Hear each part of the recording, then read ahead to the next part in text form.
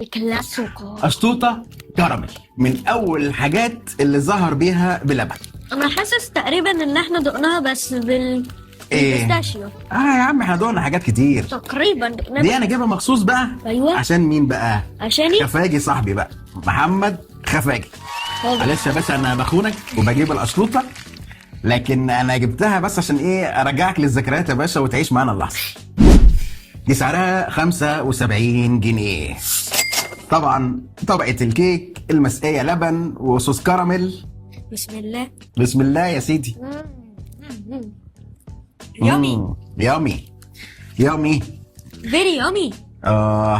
عليها صوص كتير.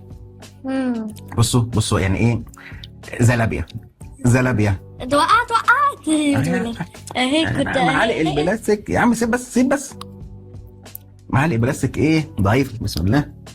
ثانية عشان احط دي عشان ما تقعش. ماشي. يا يويو. يا جمال. مسقية لبن صوص كراميل.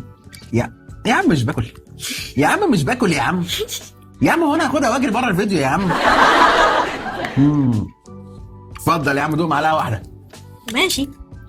جميله بسيطه سهله، السهل الممتنع، سكر مظبوط، مسقيه مظبوط، حلوه جدا، لطيفه.